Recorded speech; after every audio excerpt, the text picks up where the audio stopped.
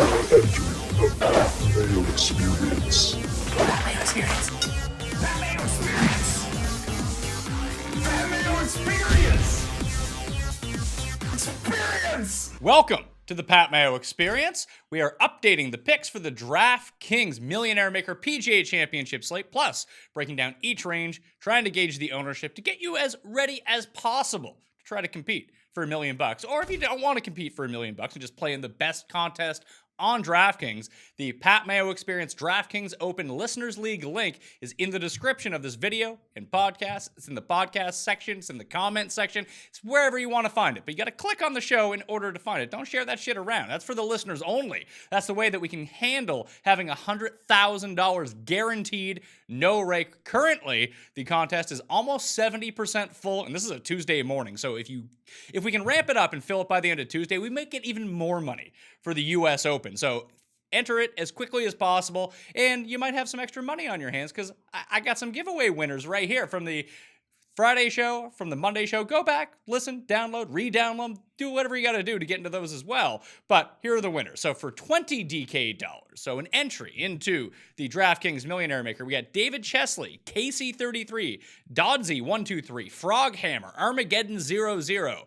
DPD80, N Fablo83, Mitchie 531, K Rich 25, and Pash 03. The winners of 100 DK dollars, Delo 44 and Rocket Soul. The winners of 150 DK dollars, Jay Riddle and Larry Bikes. And the big winner, the winner of 200 DraftKings dollars. And all this has already been credited to your account. As I'm told, don't hold me to that. KKJ Dubs is the winner of the 200 DK dollars. But I got more giveaways, so here's what you can do to get into a few more $20 giveaways to get yourself an entry into the DraftKings Millionaire Maker. What you can do is smash the like button for this show, leave your DraftKings handle in the comment section, let me know the 2 players you think will be the highest owned in the PGA Championship DraftKings Millionaire Maker. That's way 1. Way number 2, follow me on Instagram, like one of the PGA Championship photos, comment with your DraftKings handle, maybe something nice. It gives you extra weight. I did that this time around. Also, if you share the show on Twitter or Facebook, share it around. No quote tweeting, because that will get you DQ'd, and then just reply with your DraftKings handle. Boom! You're in the draw for 20 DK bucks as well. And then obviously, the thing that I exchange the most currency in, iTunes reviews, Stitcher reviews, Spotify reviews, 5 stars. Well, actually, subscribe to the podcast, rate it, review it 5 stars, leave your DraftKings handle, and something that you like about the show, and you too will be in the draw for 20 DK dollars. You can find all the links to all the shows and all the articles in the description of this video and up on dkplaybook.com. Now that we got that out of the way, let's jump into this. Joining me from gupscorner.com, Brandon Guptill is on the line. Gup, who are you picking to win the PGA Championship? I am going with Hideki Matsuyama this year. Ooh, how come? I just think it's going to be a lower scoring event, 6-7 under type deal. Obviously, the putter is always a concern, but tee to green, he's one of the best. I don't know. I just think he finds it this week, does enough not bad putting, I guess you could say, to hang in there and have a run at it on Sunday. All right, and also joining us to break down the picks and the ownership for the DraftKings Millionaire Maker from DailyRoto.com and SportsGrid.com, Colin Drew. Drewby, who are you picking to win the PGA Championship? I like Rory McIlroy, I think the best in the field this week. He was first at this event in 2012 in strokes gained tee to green, 6th in 2016 in strokes gained tee to green. I think that covers up, his performances weren't as good with the putter, but that's something that you get with Rory sometimes. So I do think he profiles really well for the course, and I like Rory the best of the guys on the board. I think that the biggest upset in this entire show is that you're basically going with course history. It's not course history, though. It's like the hidden course history beneath the surface, where he finished outside the top 20 both of those years, but the results were actually better than that. All right, so let's dig into the actual ownership percentages. In fact, actually, we should probably touch on the weather beforehand, too. I'll have a full update on Wednesday's live chat, 1 p.m. Eastern time on the DraftKings YouTube channel if you want to get your questions in. It's also on my Facebook page and my Twitter page, at the PME, if you want to go follow and subscribe to those. Listen, I would take it. I'll take the extra followers. Always helps out trying to build up the audience for all this stuff. But Reed Fowler and I will be breaking down the entire questions that you have going on. In the full weather report, I'll release my betting cheat sheet at that time as well. But the weather has kind of shifted here, Drewby. It looked like there was going to be a ton of rain overnight on Tuesday and then into Wednesday. It now looks like it's cleared up a little bit, and now minimal rain overnight on Tuesday. Of course, that could always slip. None on Wednesday. Then we're going to get a little bit on Thursday morning. Might delay the opening tee times just a tad, but it's not looking like we're going to experience the huge delays that we once thought we were going to have. How is the weather impacting your choices here? Yeah, it does look like the weather's decent. One of the things that, I was a little dismissive, I think, as far as the course playing as a Bombers course at first look, because the previous years it didn't.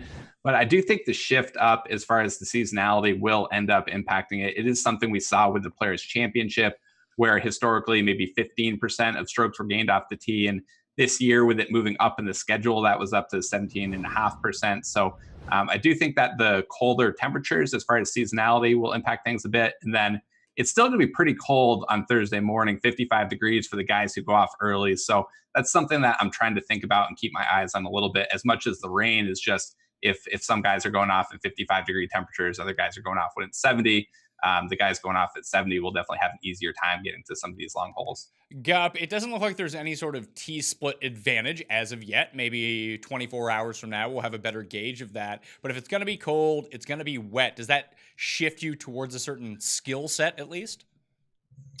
No, I agree. Last night or Monday night when I did updates for my model, I went more towards off the tee. Not really bombers. Distance is going to matter, but I think it's also going to matter of the combo of accuracy and length. I'll give up a little bit of distance if you hit more fairways or a lot more around the green is going to be important, but I think it's going to be tough for everybody.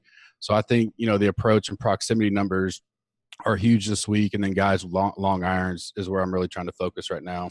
If we look back to the 2009 U.S. Open and actually check out the driving distance from that year, because it also played soggy, as we recall, that season, the top 10 in terms of driving distance were Bubba, Robert Garrigus in his sweaty pants, DJ, Gary Woodland, Nick Watney, Rory McIlroy, Scott Piercy, JB Holmes, Charlie Hoffman, Angel Cabrera. My, how the times have changed as we go down that list a little bit. But then you have the guys like Lucas Glover. He was only 29th in the field. You have someone like Ricky Burns, who was 90th in the field that year. Even someone like David Duval ended up being, he's all the way down there. He is 46th in the field. So it seems like you want to have an above average driving distance if you're going to change that off into some sort of accuracy as well. Like, I don't think I would take any guys that drive it like 270 off the tee.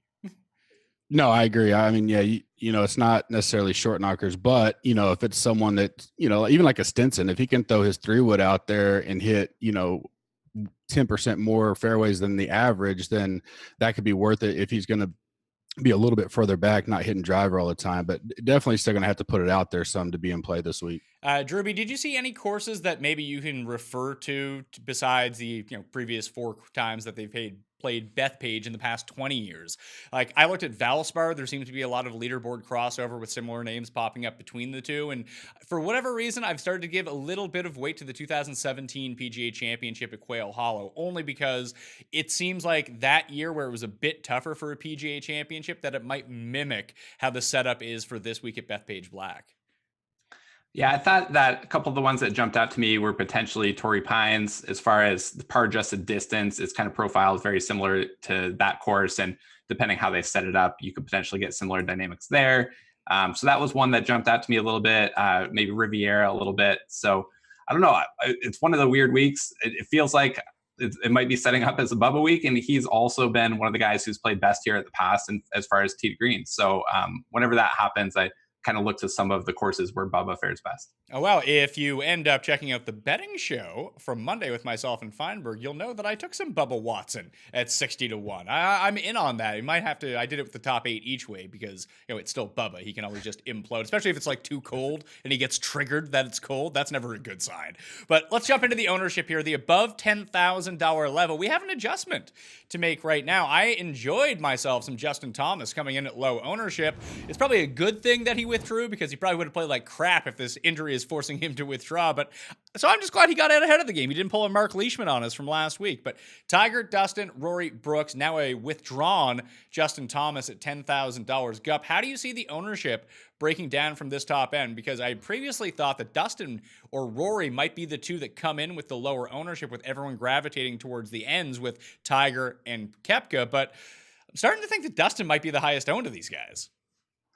Yeah, I'm right there with you. Sunday night, I was having a conversation with Bucks, and I thought DJ was going to kind of go under the radar. Just thought Brooks finishing well at Byron. Rory's always Rory. He's going to gain ownership. And then the big unknown was kind of Tiger with being the highest price, what I think is the first time, especially since I've been knee-deep into DFS golf.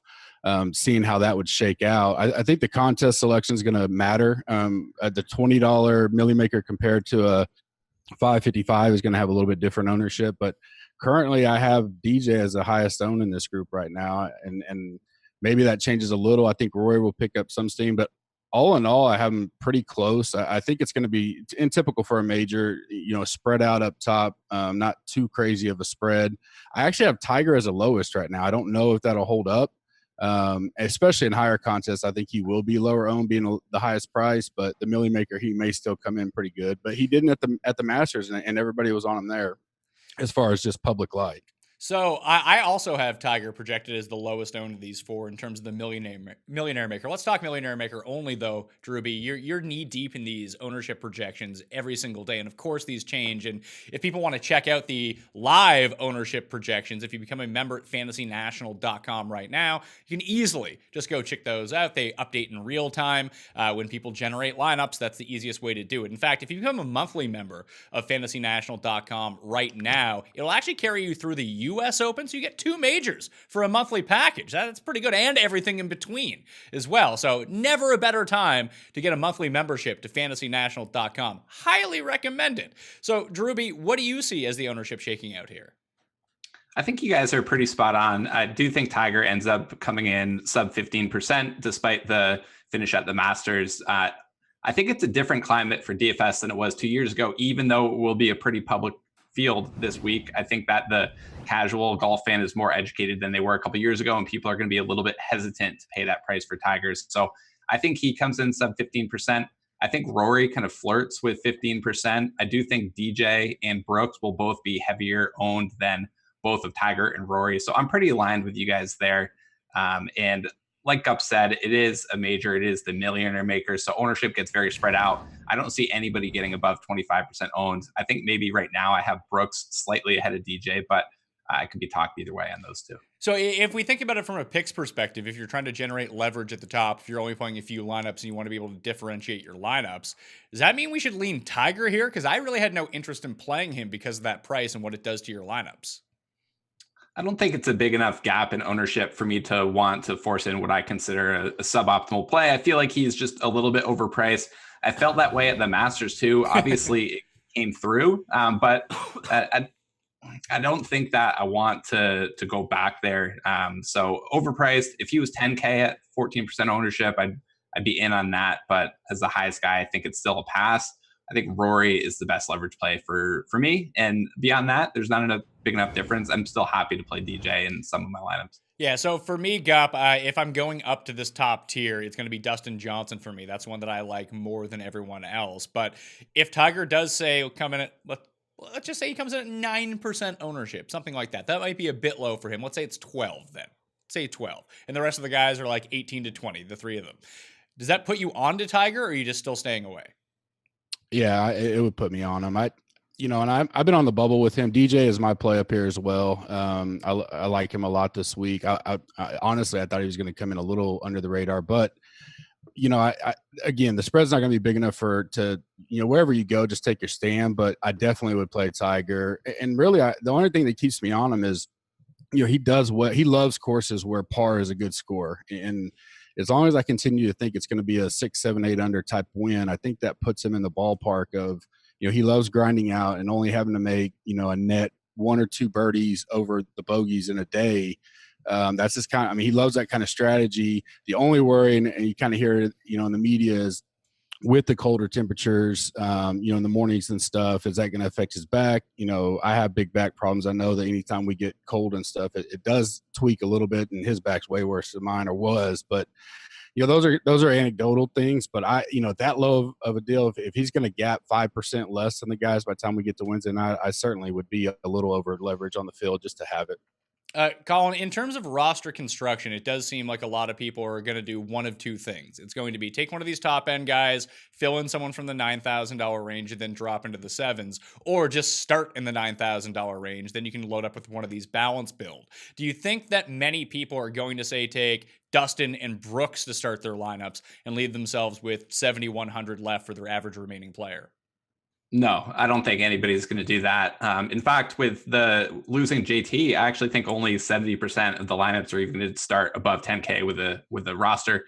Unlike the Masters, the cut is more prevalent this week because the field's not as short and there's not that much depth in the field. I wouldn't say the pricing is like super sharp or tough, but I don't think it's as soft as far as finding like easy guys at 7K that are going to make the cut like it was at Augusta. So I think that the balanced roster build is going to be a pretty popular build this week. And I don't think very many people at all are going to be pairing up multiple guys above 10K. Can you see yourself, because no one's doing it, pair up multiple guys? Like, let's say Brooks is pretty chalky, Dustin's pretty chalky, but knowing playing them together is not something that most people are going to do. Would that put you onto that sort of build?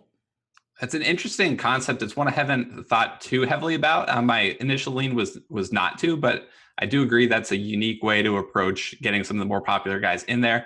I also think if the course ends up playing tough, then you're going to see that the scoring and the finish probability points are going to matter a lot more than the DraftKings scoring points. And it's going to be the opposite of what we saw last week, where if the course plays extremely tough, you're going to need guys who finish at the top of the leaderboard. So those placement points could matter a lot. So I do think there are some interesting elements there. It's something I haven't fully wrapped my head around yet, though. So for me, like, I'm starting to toy with the idea of playing some of those lineups where I was completely off of it like you were. But I think if I paired up guys like that, and let's just continue to use Dustin and Brooks as an example, that will give you 7,100 left for each of your guys. That I think that if I was going down and doing that build, that Gup, I would take guys that normally I wouldn't want to put in my player pool. Like if I'm going down low with some of my more balanced builds, I might take higher upside guys, but that might lean me towards like a Grillo or a Kisner, or just not necessarily like shorter hitters, but guys that can grind out a lot of pars. Have you toyed with the idea of this sort of build? Well, Sunday night, my pick to win was JT. And so that was something I was looking at was, I was all in on JT. I'd already done a couple of those little, pool box, pick this guy.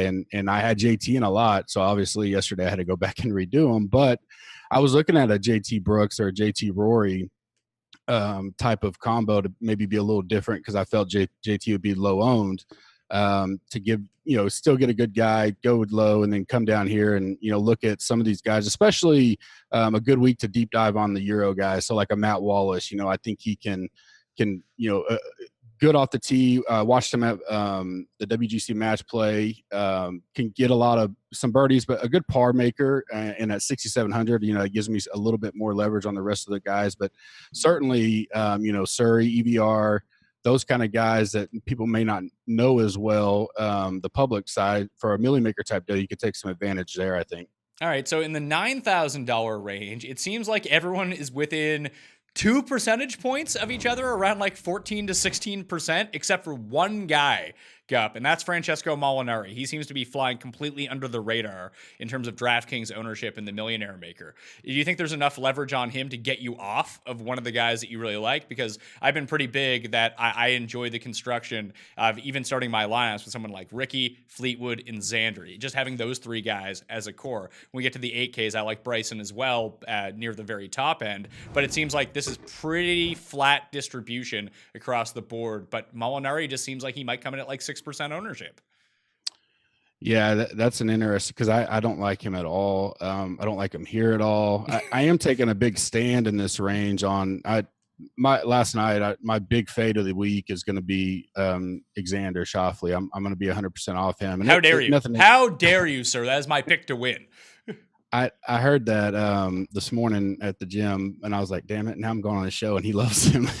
But I have nothing against Xander. It's more of a leverage play. I feel if I can pick one or two spots that I just take a stand there, it opens me up to build, and I have to worry about being contrarian. I can just take that stand and kind of see where it goes. I like Day, but Molinari, I mean, I keep saying I'm not going to get him, and then he goes out and wins the British Open, and he shows up at the Masters. He's leading on Sunday, so at that low of ownership, could I jump to him? I guess right now I still don't like him. I'd rather pair up some of these guys that I really like a lot. I like Rahm, Fleetwood, Fowler, Day. I like everybody in this range. I'm just going to take the stand on Xander and fade him. So, Drewby, what are you seeing from here? Like, do you see the ownership the same way that I do, that it's pretty flat? Like, there'll probably be one guy that spikes, one guy that drops down a little bit more, but that's kind of tough to figure out right now. Of these 9K guys, I actually have Jason Day as the highest owned and Molinari well into the single digits, and him being the only one. Yeah. So, Pat, first, I did want to say you still have some time to get off of Xander if you want, because Davis Maddock also picked him to win. So the Maddock mush is like, it's a mulligan. It's a mulligan. So you can take a mulligan there. We'll let you, chime in on that one later. But right now, I think that Jon Rahm is going to be the highest owned guy of this range at 9,500. I've got him projected above 20% ownership. I think balanced roster builds will be popular. So I do expect most of these guys to garner around 15% ownership.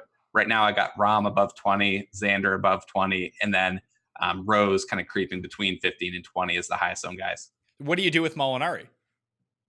Molinari, I've got it 6%. So that was a pretty spot on number there. It's tough. I know you have to make these big decisions. It still feels like at the low ownership, he's still overpriced and still not a great leverage play because he's so overpriced. We have Molinari as closer to like an 8.2K golfer than we do up almost near 10K. So with that big price difference, I don't think the low ownership is enough to get me in there.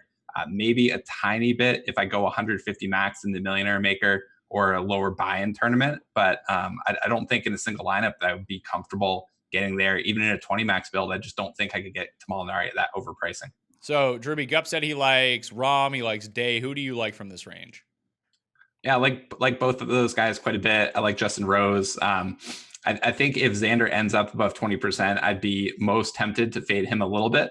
Not because I don't like him, but I don't see a huge difference between Fowler, Fleetwood, Xander, Day. And so I'm happy to play the ownership game with those guys that we all have rated so close to each other. All right. In the $8,000 range, I mentioned Bryson. I like Bryson. I don't think that he's going to come in with significant ownership at $8,900. But as we continue to scan down that list, you have Finau, Kuchar, Spieth, Hideki, Reed, Casey, Cantlay.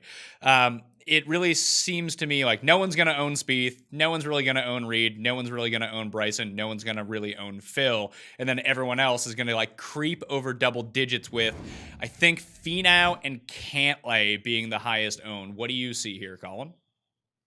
I see Cantlay as being the highest owned, Finau right up there, along with Hideki and potentially Adam Scott. I'm torn on Scott. The model kind of has that as a high owned spot right now. I don't think my gut says that might be off a little bit, but those other guys I definitely think will be the higher owned spots. I actually think Matt Kuchar is going to fly under the radar given the increase in price. I know he's been a staple in people's major lineups for so long, but that's at a 7.7K price tag down near where Ian Poulter is. I think the $1,000 increase in price will drop Kuchar's ownership down, so I could see him closer to 10% than I could to 20. Gup, I have Jordan Spieth projected at 3% owned in the Millionaire Maker. Would that in any sort of way talk you into him? No, not at all. I struggling off the tee. I just can't see his game succeeding here and even paying off at the 8,600 price. I will have no Spieth at all. Of the low owned guys in this range that we mentioned, whether it be Phil, whether it be obviously not Spieth, but maybe Bryson or someone else, maybe Reed. Is there one of these lower owned guys that you are targeting in the $8,000 range? Because I'm both on Bryson and Reed. I think I can go Bryson. He's not going to pop real high in most statistics, especially recent form, but I definitely his long iron game is so solid. If he's on and he's had a little bit of a break, he's been working on it. So I can go Bryson for sure. Drewby, what do you see from the low owned guys in this range? Is there any that really intrigue you? I think you can peg the guys as far as who will be loaned. Spieth, Reed for sure. Bubba, Phil. I like Bubba as a leverage play, off of both of Cantlay, off of Scott if he's popular, then off of Sergio, who we'll get to in a little bit. So I think Bubba is the leverage play I'm most interested in. I also might slightly overpay for Matt Kuchar as a leverage opportunity if his ownership projection stays around 10%. If you had a slightly lesser owned Bryson versus Matt Kuchar, who's like 3-4 points higher in terms of ownership percentage, would you make a distinction between those two? Because I think that fit-wise, Bryson actually works out better than Kuchar, but Kuchar's a big game player these days in terms of top tens. I like Bryson a little bit better as well, but I actually think Bryson's going to be higher owned. So right now I've got Bryson at like 12.5 to 15% and Kuchar closer to 8 to 10. So if that flips, then I'm happy to take Bryson at lower ownership. I just don't think that's going to be the case. See, I actually have it swapped the other way, which I find very curious. I just think that Kuchar has enough name. It's almost like the Leishman thing that every week people talk, like no one really talks about Mark Leishman. And we even saw this when he withdrew from the Byron Nelson, that it didn't seem like a single person mentioned him all week, but he has like a baseline ownership. Rafa Cabrera-Bello is the same way, that he has a baseline ownership. Tommy Fleetwood just seems to have people who enjoy playing him. Tony Finau is another one. And Kuchar's on that list that Bryson's not. It seems like almost like Bubba, where if you project him high, he probably comes in a lot lower. And I feel like Bryson's going to be very much the same way. And he's so close to these guys that everyone wants to play in the $9,000 range that he just seems like he's sandwiched in, to use a Rick Gaiman term. Maybe. I mean, he was 10% owned at Augusta and Didn't you're play getting well. a drop in price. And I think that'll keep the floor at 10%. And that's why I think it'll be a little bit higher than that. Same thing, like Kuchar was massively owned, but he's $1,000 more expensive. You might be right. I mean, one of the things I've learned through doing ownership and projections in general is you have to respect the market. So if you guys think that Bryson's a little bit higher, I think, or a little bit lower, I think Kuchar's a little bit like, maybe the truth is they're going to end up pretty close to equal and you should just play your favorite player. Gup, who is it that you're really targeting from this range, do you think? Obviously, Hideki is your pick to win, so he'll be your mainstay. Who would be like the second and third guys in your rankings? Cantlay and Casey would be the next two. I'm not a big Casey guy. I don't play him a lot, but I really like him here. I like his iron game. Obviously, he burned plenty at the Masters and then came back and had a pretty good showing at Wells Fargo. Be interested to kind of see where he falls ownership wise. And then Cantlay, we all know he struggled around the greens. He has improved. Rolling stats, long form to short form, he's high up there for me. I like Cantlay a lot. So those three are my top three in this range. Well, in terms of full disclosure, since you're going to be fading my pick to win, Xander Schauffele, I'm going to fade your pick to win with Hideki Matsuyama. How about that? I love it. That'll put a lot of people off of him. It really won't, because I think the people trust you to pick winners far more than they trust me at this point. Drewby, in terms of just actual who you enjoy the best in terms of rankings from this range, even throwing ownership out of it, who would it be? I mean, got to come in and rep Data Golf with the Patrick Cantlay call. I think he'll be heavily owned, but he projects as an extremely strong value for us, one of the best values in the field, along with John Rahm. Yeah, I have him ranked as number 12 in terms of my power rankings. I'm still torn on whether I want to use him or not, because I do think that he gets rather chalky. And I've already talked about some of the more popular players that I am going to be playing even together, that Patrick Cantlay might not end up making my build. Same as Adam Scott, who I like, but I think that he too carries a lot of ownership, hence why I'm moving on to guys like Reed and Bubba Watson and Bryson in this range. That I don't think that the skill gap is necessarily huge between them, especially if you consider this to be, Colin, a Bubba track. Yeah, I know you've gotten into trouble with Bubba tracks before, but like you mentioned, he plays well here. Yeah, I think I got into trouble not playing Bubba at Bubba tracks is where I got into trouble for the past 2 years, trying to learn and improve myself moving forward. 7K range, you kind of hit on it to begin with. It does look like Sergio is going to carry the most weight. I'm going to play Sergio. I think he's like one of my foundational players. I think that he just rates out really well here. It comes in at $7,900. He has missed the cut in 6 straight majors or 7 straight majors, something crazy like that, Gup. But I bet him to win at 60-1. I love this price tag, but he's going to carry a lot of ownership. Can you stomach fading him here?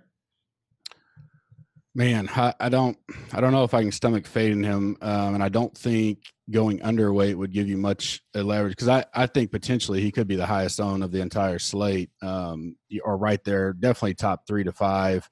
I like Stinson just as much, and right now I have him much lower owned.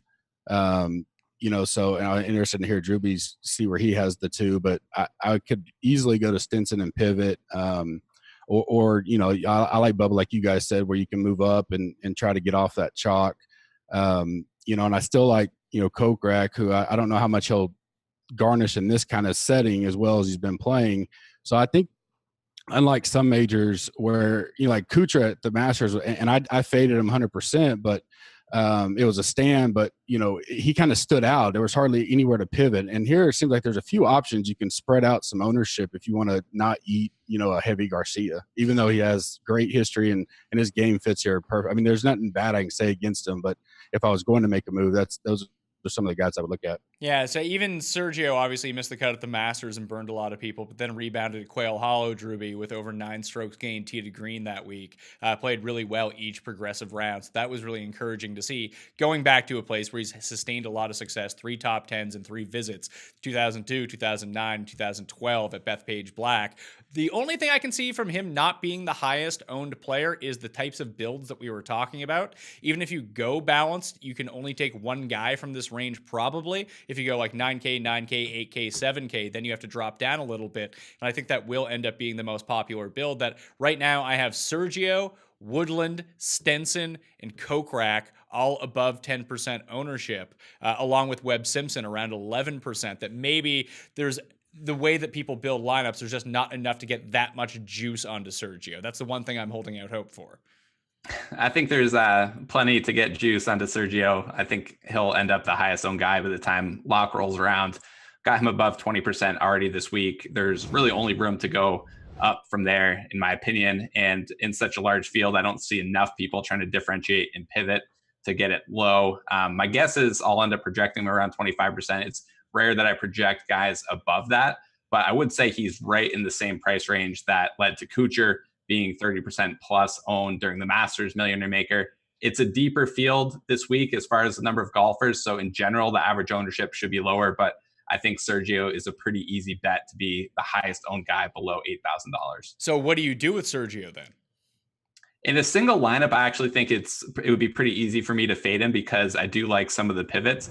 I think where it gets harder for me, and one of the areas I'm still trying to work on, is if I'm building 150, then full fading one of the best values on the entire slate is definitely a tougher decision because, like you said, there are a lot of reasons that he does project really well and project as a clear value. So in lineups that start with like Tiger and Patrick Reed, like you've already made so much differentiation attempt with those lineups. Do you really need to keep differentiating at every spot on the roster, or maybe just plug in the best values? So if I use Sergio and MME, it's going to be trying to pair him up with contrarian options. I think in a single lineup that fading Sergio would be pretty easy because I do like the pivots here. I like Stenson, or I like pivoting outside of the range altogether to get down to like an Ian Poulter, Webb Simpson type player that would be about half as owned and offers pretty similar odds as far as Sergio to top 20. So I mentioned that Stenson, Webb, Woodland, and Kokrak all project over 10% ownership. We go for the true pivots in this range at low ownership. You got Louis sitting there at like 4%, and you have Mark Leishman sitting there at 2%.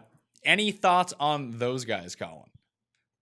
Yeah, they're got the guys that would start to enter 20 max conversations. I just building 1 to 3 lineups. I still just wouldn't be able to swallow the risk associated, especially with Leishman off the WD. I think that adds even more to that.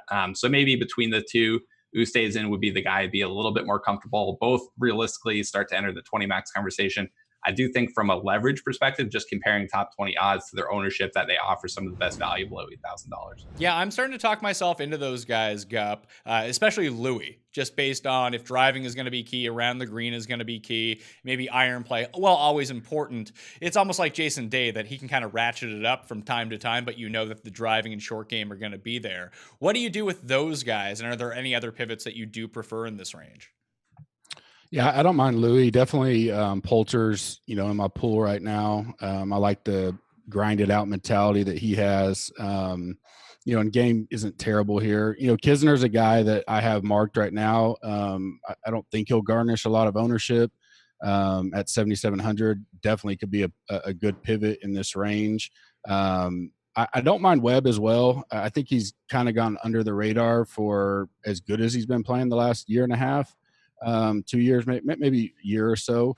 And then just a little below, I still like Ryan Moore. I like his iron game, and then Glover, history here, and then his game, as long as he's not being chased by his wife, has been solid the last 6 months. And so I could definitely play Glover and move down here. That gets me out of that range of a lot of chalky plays. So the only other three guys that I have projected for over 8% ownership in the $7,000 level gap are Lucas Glover, Keegan Bradley, and Johnny Vegas, who's spiking at like 12, 13%. Apparently everyone's on Johnny Vegas this week, which I get. I actually do completely get it, but I think that's a very easy fade for me if he's going to be like the one chalky guy from down there. Yeah, I don't. Yeah, I get it. I guess I'd pivot to I'd go to Thomas Peters easily over Vegas. He's kind of like a Rom type. If he keeps his head on, he can hit fairways. He strikes the ball well. He played well last year at the Masters. I don't think the scene will scare him off, or I just think his head sometimes gets that in his way. Like a Rom, you take that risk. And certainly don't mind going back to like Aaron Wise. I think he's striking the ball well, and this course could set up to him. And Benny On's kind of a question mark. He withdrew at Wells Fargo. I hadn't heard anything from it. I don't know if it was just a get out of there type deal or if he's fine. But, he normally garnishes some ownership in a typical DFS week, but I haven't heard much about him either. Yeah, so Drewby, from the guys down here, I'm going to use my guy, Kim. Byun Hanan is another one I'll be using. And then I started to talk myself more and more into Pat Perez, who I just like the way that he's been playing since he's come back from this injury. And I always think about if the course plays a bit tougher, I feel like that's an advantage to Pat Perez. Pat Perez, I never really know what to make of, but if you like the links to Torrey, then I guess that's another boost up for Pat Perez. The ownership, I tend to agree. I think the kind of 7.6 to 7.9K is where you could potentially see funnel spots for the ownership.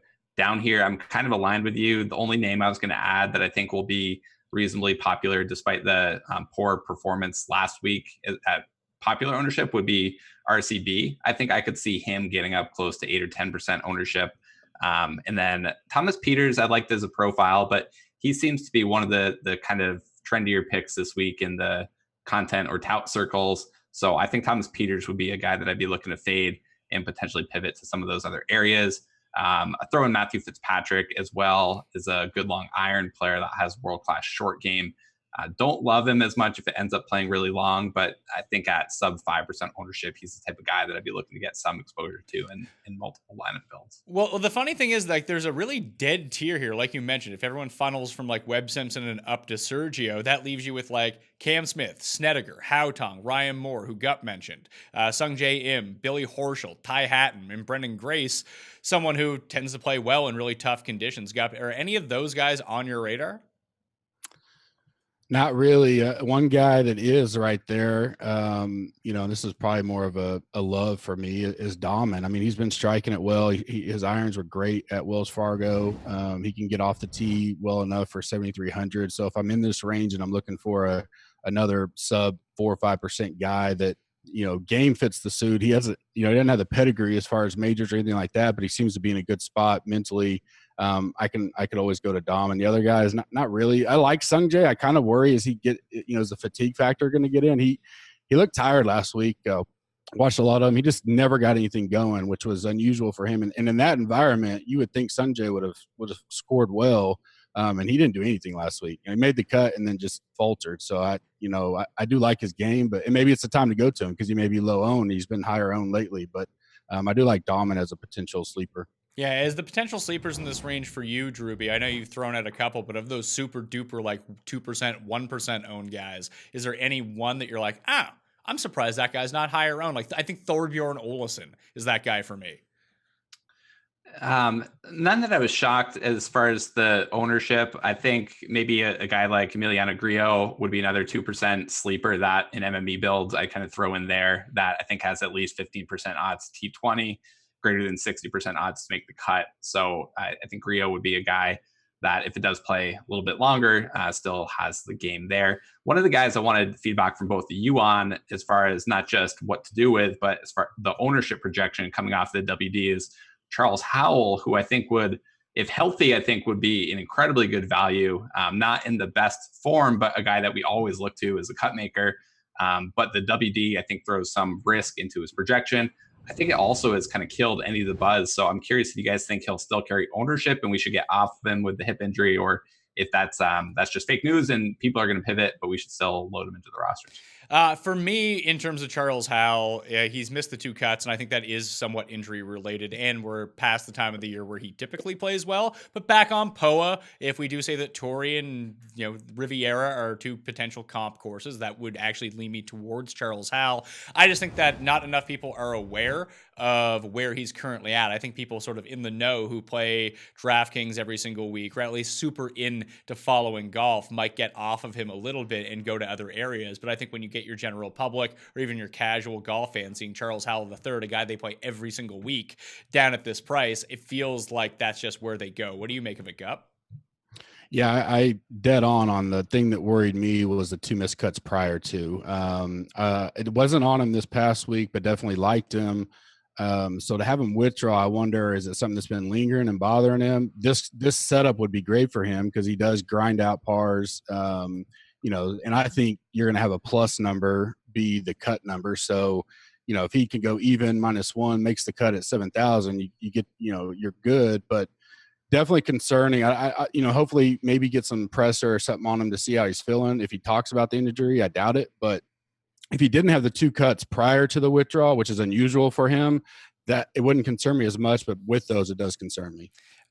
In terms of the 6K range, there's only one guy that really stands out that's going to garner a ton of ownership coming off 2 pretty good weeks in a row. It was actually tied for the lead late on Sunday at Byron Nelson last week. That's Scott Piercy, who has shown a proclivity to play really well in tougher conditions. We always see him pop up at U.S. Opens, at least for a period before he drops off. I have him around 9% ownership right now, Drewby, and after that, it's like J.B. Holmes at 7%, and everyone's just kind of spread out 5%, 4%, 3%, 2%. Completely unowned type of thing. Besides Piercy and Holmes, is there anyone garnering ownership that you see? We've got Luke List around 7.5% as well. Very popular, trendy player in the DFS circles. And with the kind of the Bombers course, the longer course setup and the longer course narratives going around, I think Luke List is going to end up being owned this week as well. What do you see, Gup? Do you think that there's anyone else besides Piercy, Luke List, and now JB Holmes that could potentially just pop up and you're like, oh, everyone kind of likes that guy. Turned out everyone played him. I don't think so. I hadn't listened to a ton of pods. That's normally what I do on Tuesdays, but there may be a couple of the Euro guys that catch some steam, but with the way we've been talking about the builds, I really think a lot of guys aren't going to really dig down in here this low unless they do something like you talked about earlier and go, 2 10K guys or a 10K, a 9K, a high 8, something like that, and they need a dip. But there's enough quality, I guess, guys, you would say, that you could take risk on that I think it'll really spread itself out besides those. Yeah, I could see Julian Surrey picking up some steam only because, he's a longer player. He's been playing really well on the European Tour, and he could be a popular sleeper. Someone like Matt Wallace as well, who you mentioned earlier, could pick up some steam. But if people are using like modeling and data to look at the players down in this range, the ones that really pop out for me, and I don't know if this is going to translate to ownership at all, but we have Jim Furyk at 7,000. Let's see here. Corey Connors, who's 13th actually in my modeling, so he's 6,800. Luke List is another one. Russell Knox is someone that could potentially garner a lot of ownership. And realistically, Colin, that's it for me of guys that really stand out in terms of stats and the stuff that we're looking for this week. Yeah, and I think down here, there's so much to spread the ownership. I do think Knox carries some ownership. He was 13% owned last week. I think 5% would be a number where I'd peg him at. That's going to be a lot heavier owned than most of those guys, but that's not a massive ownership level where you're scared about differentiating your lineup or things like that. The other guy that maybe gets a pop of ownership is Daniel Berger, who was like 8 to 10% owned last week. Projects as a decent value in our models as well. A lot of people use lineup builders these days, especially in tournaments like the Millionaire Makers. So I think those are the guys that would kind of pop into those formats. So who do we like from down here, Gup? I mean, obviously I like Luke List because I like Luke List every week, and then I lose all my money, and I'm like, why do I like Luke List? And then like I forget, and 4 days later I'm using Luke List again. That's what happens. So the rest of the guys that I have like starred from down here right now, Jazz Raz Ben Raza talked me onto Kyle Stanley a little bit. I was intrigued by Youse Loughton, JB Holmes, and Ryan Fox is my guy. I'm definitely using Ryan Fox. David Lipsky popped out for me in certain things that I'm looking at, and Dylan Fratelli was really the other one. Who are the guys that you're considering down here? I think you just looked at my sheet. Yeah, my top guys are Knox, Connors, Lipsky, Fratelli, Loughton. So a lot of the guys you said. I like Ross Fisher. I don't mind. This year I've been watching a lot more Euro than prior years. I don't mind his game here. Interested, and none of these guys are going to be probably higher than 5%. So like Drewby said, you don't have to take leverage or take a stand. I think you play the guys you like down here and move on. Piercy was number 3 in my model last week, and I had a lot of them. Obviously with him doing well and kind of getting hyped for the no bogey tournament, I was a little nervous to see if he's going to spike. I definitely don't mind going back to him. I think he's hitting, striking the ball well. Other than that, Neiman's my boy. I bet him so I don't have to play him in DraftKings this week. So I can not die on that ledge. But if he wins, oh well, I got a little. Answer's a guy that always seems to pop for me, especially off the tee type stuff. I could go there. He's a 1% type guy, but the guys you said are really right there on top of mine as well. Colin, who are the sleepers that you're potentially looking at? And I agree with the both of you. I don't think that anyone's going to be, maybe Piercy is the only one, and I'm not going to use Piercy anyway, so I'll just go full fade on him. I think that he's the only one that would garner enough ownership that you could say, almost like Vegas in that low $7,000 range, that like, you know what? I like them. They're fine, but I don't like them substantially more than the other guys around them. That just seems like a good spot to stake your flag into the ground and say, I'll just go another way. Yeah, poor Piercy going bogey free, making that many birdies and still can't get a win on the scorecard. Probably a little bit frustrating performance for him. I think this is a range where I'm more likely to play the chalk, and the chalk means the 5% owned guys. I think that's a low enough number, and I'll look to differentiate more in the mid range. So I think Daniel Berger is on my radar. Eddie Pepperell, I think, is on my radar as a sleeper. Matt Wallace, potentially. And then some of the guys that we kind of rattled off before, whether it's Piercy, Knox, List, I think all those guys are good, solid plays. I don't see the ownership getting out of control. If Piercy looks like he gets towards like 15 to 20%, I'll make a more aggressive decision at that point. Right now, I still have him a little bit lower than that. Daniel Berger, surprisingly enough, I just went to Fantasy National and sorted by POA putting over the past 24 rounds. 5th in this field in strokes gained putting. Maybe he can figure out how to hit an iron. He'll be fine. Yeah, his like strokes gained trends as far as the underlying metrics off the tee have been decent. Never a great guy that you feel really good about rostering. It's a like struggle when you don't even feel comfortable in the Byron Nelson field rostering Daniel Berger. So I won't go crazy on him, but I do expect him to be in some of my lineups. So finally, let's talk about this POA putting splits. Gup, how do you see that the POA at Bethpage rules similarly to the stuff on the West Coast? Do you think there actually is a correlation just because of grass type, but are we dealing with two different of conditions? Two different of conditions. I think the East Coast POA, especially Northeast, is a lot different. I don't want to say it's closer to bent, but I'm not using some of the West Coast splits and stuff on the putting because I think they're totally different than what these guys will see this week. But I am looking at guys that perform well on Bermuda, so like a Keith Mitchell, right? I think that's well known that he probably will struggle here putting because he's, fire on Bermuda, but not overweighting anything other than the guys I know that do well on Bermuda and not well elsewhere. But I don't think it's like the West Coast POA at all. What do you do with it, Colin? Because I know that you is looking at putting splits in a tournament like this where we have so little data on it and trying to compare the region of the country to another region of the country where POA is more prevalent, especially in terms of temperature and things like that. Is that just classic overanalyzing?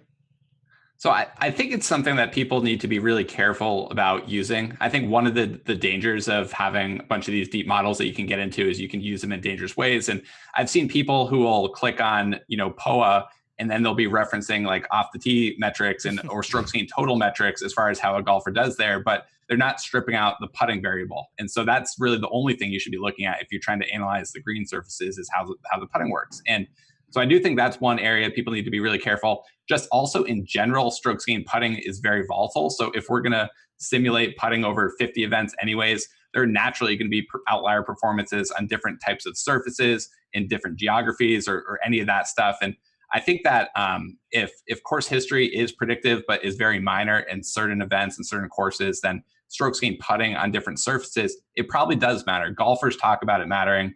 Golfers grew up on different stuff. These are also pro golfers that have played all these types of surfaces. And I think that people probably overrate the impact and haven't really done enough analysis just stripping out the putting and how the volatility on those surfaces compares to putting in general. So it's something that I don't incorporate heavily into my play. Okay. I think we've covered it all. Colin, do you have any final thoughts on where you're going for the PGA Championship?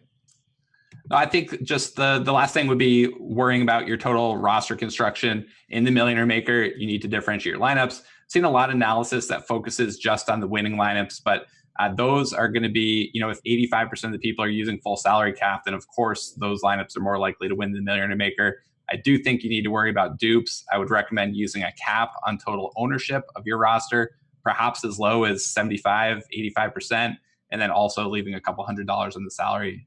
That way, if you do run good, you're not splitting it with somebody else. Gup, any final thoughts from you? Yeah, same way. I try to target ownership, and then I normally set 49.1 to 49.8 as kind of my target range to try to differentiate a little bit there.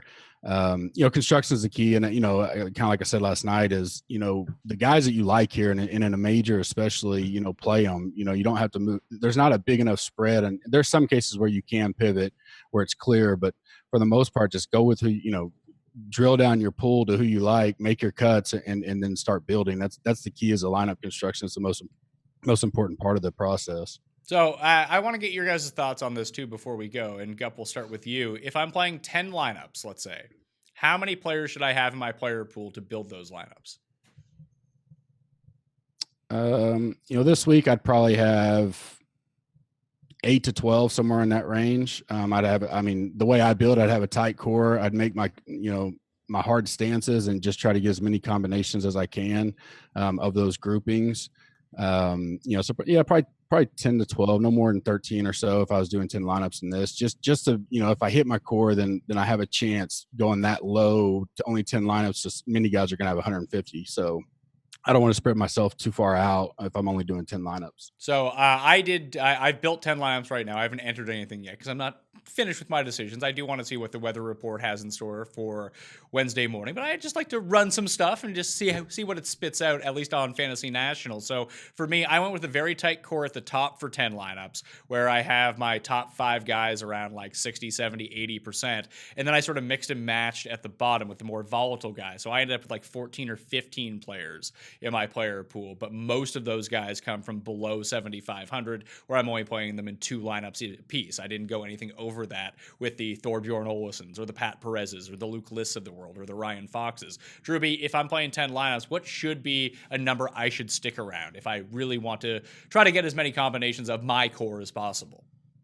Yeah, I think the first question is just like asking yourself, are you okay getting $0 back? And yes. I know you are because you're betting Ben Ann every week. So you're fine with that. And I think I think that has to be the move, though. I know that there are certain like if you play in the Pat Mayo Experience Open, which the link is in the description if you want to go check it out and play in it, very flat payout structure. That's one thing. But if you're playing in something like the Millionaire Maker, if you're not prepared to lose every cent that you invest, do you even have a chance of winning? Yeah, so I think you're right, and I think the 15 or so golfers is the number that first popped to my head. But there are people who want to get a sweat. They want to, enjoy the experience and be live for something come Sunday, and so that's where you start to get a little bit deeper. Perhaps your lineups are slightly worse, but you're kind of increasing the ability of you to cash some of those. So I think that's the question users should ask themselves. If you're okay with the 0, then I think kind of that 12 to 15 golfer number is a good target. Gup, with placement points with scoring just probably not going to be at an all-time high for a tournament like this, what do you do for Showdown contest this week? Yeah, I don't play round one hardly ever unless there's a distinct advantage, multiple courses or a huge split. But round two, three, or four, I definitely, I think we all kind of have some models we look at or use some live stats, whether it be Fantasy National Day. A lot of people have those now, but for me, especially with majors, and this one's better than Masters because you get a little more coverage, albeit the app probably won't be near as good. I like watching, and until Sunday, where it does have the points finishing, I really would target the guys that could potentially put some streaks together, but really the bogey avoidance type deal, so they don't go backwards. I mean, I expect some low scoring round two, round three weekend stuff with no finishing points. So you want guys that just won't fall off the rails. And can string, maybe 2 or 3, 4 birdies, even if they get a bogey or two here or there, to get you some points and value points. Hey, like on a difficult day, Drewby, we're looking at something like, -2, -3, -4 being the best score on the course potentially.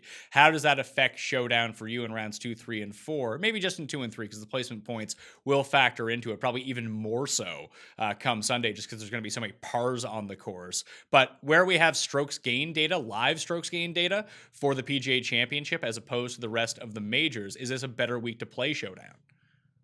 All the weeks are good weeks to play Showdown. Showdown's a great format. You are right. There will be less scoring, not just because it's going to play tough, but the removal of the third par 5, the 2 that are left don't yield many eagles. So really going to be hard to get those birdies.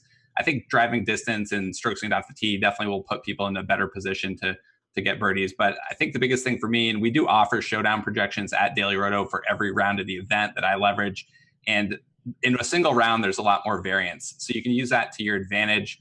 We have a feature called the shuffle, which can kind of increase the level of randomness in your lineups that I like to use. And then the other thing is, the ownership. So right now we're speculating at what the ownership's going to be, but those rosters are going to lock on Monday, and we're going to know whether or not Rory or DJ is more popular. So regardless of what happens on Thursday, when you go to build your lineups for Friday, you're going to have that information. You can use that to your advantage. So how do you use that to your advantage? Do you find that if guys are higher owned for the overall tournament, that people will just go back to those guys on a Friday regardless of how they play?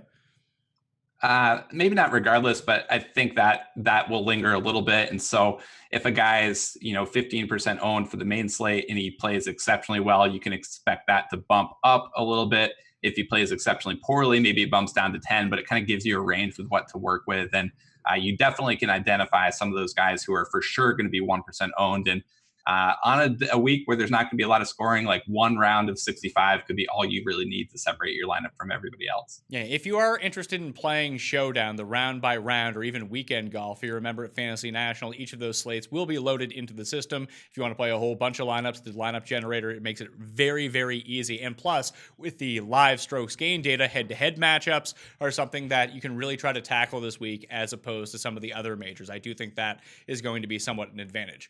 Gup, tell everyone where they can find you, where they become a member of gupscorner.com, probably at gupscorner.com, I'm guessing, and the content that you have going on this week. Yeah, this week through Sunday, you can use PGA Champ code to get 25% off monthly or annual. Like you said, the nice thing about monthly, you'll get 2 majors in there. If you want to just try it out for a week, new to it, we do have a weekly offering for $4.99. Customized rankings. We have a private Slack that's very, very active. Wednesday night, we do a lot of that, update weather, ownership projections, talk about the Euro, stuff like that. Daily content for golf, NFL, college football, NASCAR. Do have some specialties like the Triple Crown, MLB, and NBA playoffs. And we have some neat additions that we're working on to add for the fall swing and football season. So gupscorner.com, like you said, use the code PGA Champ for 25% off. And Drewby, what's going on over at dailyroto.com? I assume that the promo code ThePME still gets you 10% off? Absolutely. Use the promo code ThePME for 10% off. We've covered the fantasy product a lot on these shows, but the betting stuff is definitely underrated as well. The Data Golf team has put together betting products, not just for tournament matchups and head-to-heads, but in-play outrights as well, which so far on the year are at a 45% ROI and then 16% ROI on the tournament matchups. So if you're looking to get involved in some of the betting side of things, we've got tools for that powered by the guys at Data Golf as well. And you can save 10% at dailyroto.com with the promo code ThePME. All right, I'm Pat Mayo. You can follow me on Twitter, Instagram, and Facebook. Facebook is where my betting cheat sheet will be, but I will go over it. It's all at the PME, by the way. But I will go over that on Wednesday's live chat, 1 p.m. Eastern Time on the DraftKings YouTube channel, my Facebook page, and Twitter at the PME Periscope as well if you want to get your questions answered or just want to get in and figure out the latest weather update and see who my picks are. I do not have a 46% ROI. I have like a minus 490% ROI because I'm awful at this.